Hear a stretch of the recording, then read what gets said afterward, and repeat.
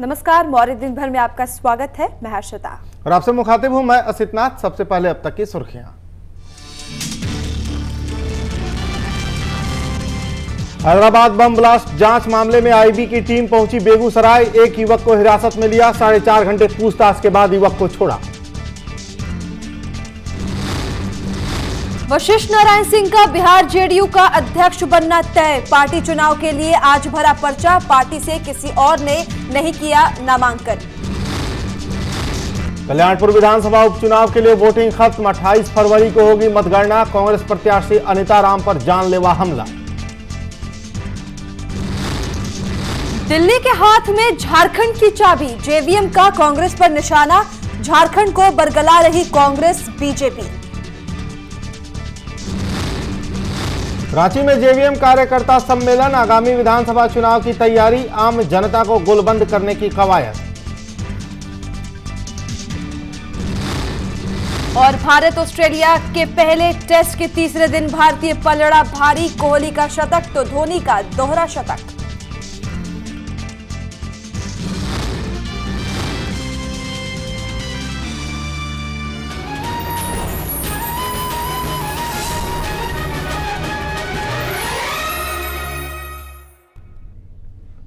और Hyderabad bomb blast के तत्काल बाद यह जानकारी मिल गई थी कि ब्लास्ट का कनेक्शन बिहार से जुड़ा है। हैदराबाद बम ब्लास्ट के सिलसिले में आईबी की टीम ने बेगूसराय में छापेमारी भी कर ली। यहां पर टीम ने एक युवक को हिरासत में लिया और तकरीबन 5 घंटे तक उससे पूछताछ की। हिरासत में लिए गए युवक से तेघड़ा थाना में पूछताछ की गई। हालांकि बाद में युवक को छोड़ दिया गया। हैदराबाद सीरियल ब्लास्ट मामले में आईबी की टीम बिहार पहुंची और सीधे बेगूसराय पहुंची।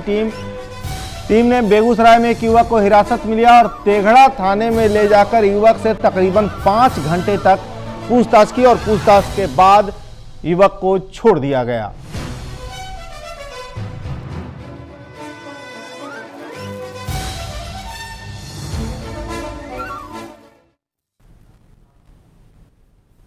बिहार जेडीयू के वर्तमान प्रदेश अध्यक्ष वशिष्ठ नारायण सिंह का एक बार फिर पार्टी का प्रदेश अध्यक्ष बनना तय है। पार्टी प्रदेश अध्यक्ष के लिए होने वाले चुनाव के लिए उन्होंने आज अपना पर्चा भरा। इस चुनाव के लिए पार्टी से किसी दूसरे नेता ने अपना पर्चा नहीं दाखिल किया। इस तरह से वशिष्ठ नारायण सिंह का निर्विरोध प्रदेश अध्यक्ष चुना जाना तय है। इस अवसर पर जदयू प्रवक्ता शिवानंद तिवारी ने कहा कि पूरी पार्टी इस बात पर एकमत है कि वशिष्ठ नारायण सिंह को दोबारा पार्टी का प्रदेश अध्यक्ष बनाया जाए।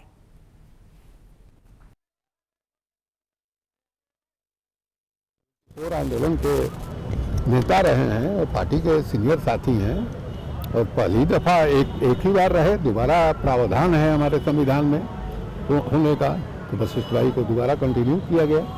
पार्टी की माने सर्वसम्मत राय थी कि वशिष्ठ नारायण सिंह दोबारा अध्यक्ष हों और जो पहला उनका टेन्योर रहा। वशिष्ठ नारायण सिंह का जेडीयू का प्रदेश अध्यक्ष बनना तय है। इनके ऊपर अपने दूसरे कार्यकाल में पार्टी को आगे ले जाने की जिम्मेदारी तो है ही, इसके साथ कई चुनौतियां भी हैं। इनके नामांकन से ठीक पहले इन्हीं चुनौतियों को लेकर बातचीत की हमारे सहयोगी आशुतोष चंद्रा ने। प्रदेश की कमान सौंपने की तैयारी चल रही है। हालांकि आज नामांकन करने जा रहे हैं वशिष्ठ नारायण सिंह जी। दादा, दूसरी बार आप अध्यक्ष बनेंगे, इस बार क्या प्राथमिकता होगी?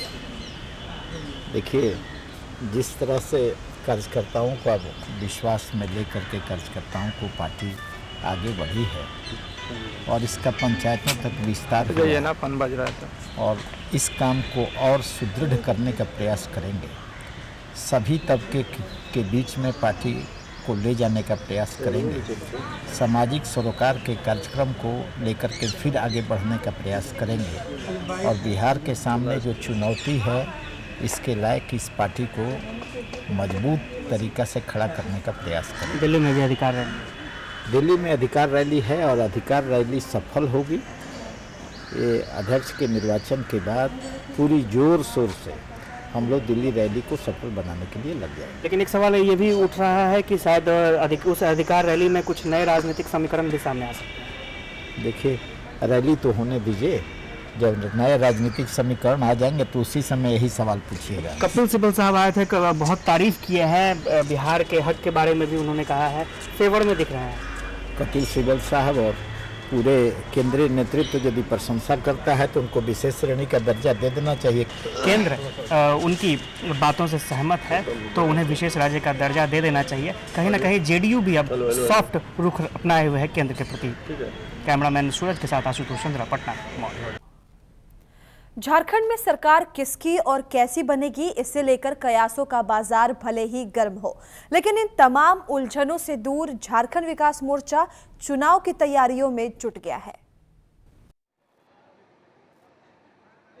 मंच पर पार्टी मुखिया, तमाम बड़े नेता, विधायक और रणनीतिकार, इरादा संभावित विधानसभा चुनाव में पार्टी का झंडा गाड़ने का।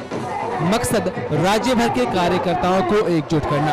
एक के बाद एक ऐसे ही सम्मेलनों के बहाने जेवीएम लोगों को ये पाठ पढ़ाने की जुगत में है कि वो सूबे के जनता की असली हितैषी है। झारखंड विकास मोर्चा ही इस राज्य में एक वाहिद पार्टी है जिसने जनता से जुड़े हुए सवालों को लेकर के सदन से लेकर के सड़क तक अपनी मजबूत उपस्थिति बराबर बनाए रखी है। और यही कारण है कि हम चुनाव को ध्यान में रख करके नहीं, बल्कि 24 घंटे 8 पहर और 365 दिन हमारे कार्यक्रम चलते रहते हैं। कोई ये कहता है कि हम चुनाव की तैयारी में लगे हैं तो हम बराबर जनता के बीच रहने वालों में से हैं। जेवीएम का ये आत्मविश्वास और लोगों की समस्या के लिए आवाज उठाना बन गया है पार्टी का रूटीन अफेयर। चुनाव की तैयारी की तो कोई बात ही नहीं, लेकिन जितने पुरजोर तरीके से इन्होंने अब तक 72 विधानसभा क्षेत्रों की समस्याओं को लोगों के बीच नहीं रखा, उससे कहीं ज्यादा मुखर होकर जेवीएम नेता लोगों को ये एहसास दिलाने की कोशिश में है कि झारखंड की किस्मत की चाबी है किसके पास। इस गठबंधन की सरकार भले राज्य में चले, चाबी तो दिल्ली के लोगों ने ही सब दिन रखा। ताला वहां रखता रहा, खुलता रहा। चाहे भारतीय जनता पार्टी की सरकार रहा हो, उसकी मास्टर चाबी तो दिल्ली में ही रहा। चाहे कभी राजनाथ सिंह के पास रहा हो, चाहे किसी और के पास रहा हो। कांग्रेस सत्ता वहां चलाएगी, राष्ट्रपति शासन वहां चलेगा, हुकुम फरमान चलेगा वहां से। सोनिया गांधी का, राहुल गांधी का, जो चाहेगा वही होगा। राज्य की जनता का 12 वर्षों में नहीं चला। राज्य की जनता का कब चलेगा? जब राज्य में बहुमत की सरकार बनेगी। और वो सरकार बहुमत का कोई दे सकता है तो झारखंड विकास मोर्चा दे सकता है, बाबूलाल गौर दे सकते हैं। जेवीएम का दावा है पूरे झारखंड में पार्टी का जनाधार बढ़ा है। पार्टी इसी संगठन विस्तार को आगामी विधानसभा चुनाव में भंजाना चाहती है, वो भी बाबूलाल मरांडी को मुख्यमंत्री की कुर्सी पर बिठाकर। हमें लगता है कि सबसे जीवित झारखंड विकास में। अविनाश कुमार, रांची, मौर्य।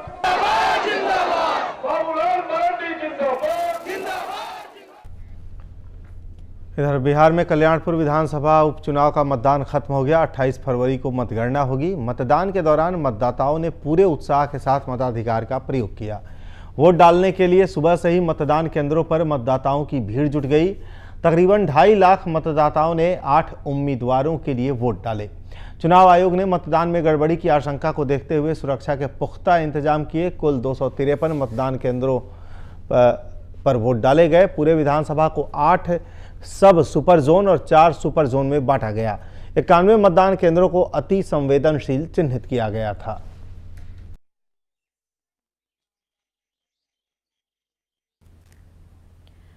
आतंकवाद के खिलाफ एनसीटीसी के मसले पर केंद्र सरकार एक बार फिर राज्यों को एक प्लेटफॉर्म पर लाने की कोशिश में जुटी है। कल तक एनसीटीसी के मसले पर खुलकर विरोध करने वाले नीतीश कुमार के स्वर अब नरम पड़ने लगे हैं। नीतीश कुमार ने कहा कि राज्य सरकार आतंकवाद के मसले पर केंद्र के साथ हमेशा है और आतंकवाद जैसे मुद्दे पर केंद्र और राज्यों के बीच आपसी सामंजस्य जरूरी है। हालांकि नीतीश कुमार ने यह जरूर कहा कि आतंकी घटना के बारे में काफी पहले पता लगवाकर कार्रवाई कर लेना यह किसी भी एजेंसी के लिए आसान काम नहीं है।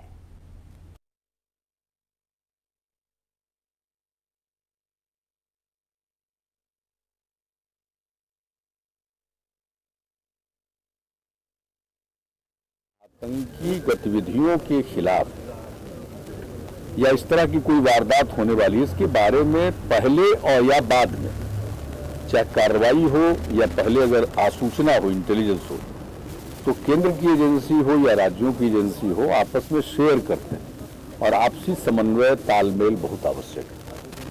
क्योंकि देखिए, ये कोई राज्य का मसला नहीं होता, ये पूरे देश का मसला है। पूरे देश का मसला है तो स्वाभाविक तौर पर केंद्र की कुछ खास जवाबदेही इसके लिए बनती है। और हम लोग तो हमेशा ऐसे मामलों में कोई अलग आवाज नहीं रखते, हम केंद्र सरकार का सहयोग करते हैं। अब पोलियो के खिलाफ हिंदुस्तान और पाकिस्तान दोनों मिलकर जंग लड़ेंगे। पोलियो उन्मूलन पर चर्चा करने और आगे की रणनीति बनाने के लिए पाकिस्तान से एक शिष्टमंडल बिहार पहुंचा। पाकिस्तानी शिष्टमंडल के सदस्य डॉक्टर मोहम्मद हनीश खिरजी ने बिहार में चल रहे पोलियो अभियान की तारीफ की। उन्होंने कहा कि बिहार इस मामले में बेहतर काम कर रहा है, लेकिन सही जानकारी और जागरूकता के अभाव में इस मामले में अभी तक जीत नहीं हो पाई है। पाकिस्तानी शिष्टमंडल के सदस्यों ने पटना में बच्चों को पोलियो की खुराक पिलाकर इस अभियान की शुरुआत की।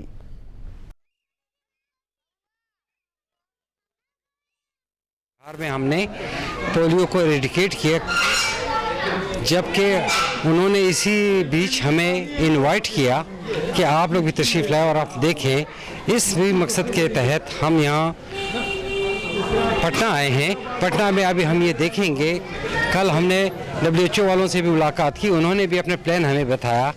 अभी हम मुख्तलिफ इलाकों में जाएंगे, चाहे वो फिक्स सेंटर हो या आपके ये ट्रांजिट एरिया हो, और मुख्तलिफ सब देखने जाएंगे। वियतनाम से सांसदों का एक प्रतिनिधिमंडल बोधगया पहुंचा। इन सदस्यों ने महाबोधि मंदिर का परिभ्रमण किया और यहां पर्यटन को लेकर हो रहे विकास के बारे में जानकारी ली। प्रतिनिधिमंडल ने बोधगया के विकास के लिए पूंजी निवेश करने की भी पेशकश की।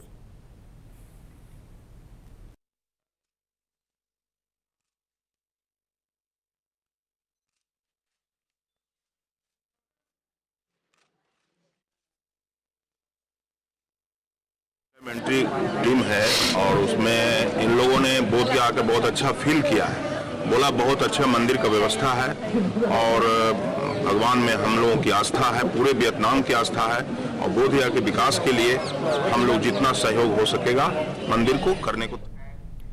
यहाँ रुकते छोटे से ब्रेक के लिए फौरन लौटेंगे।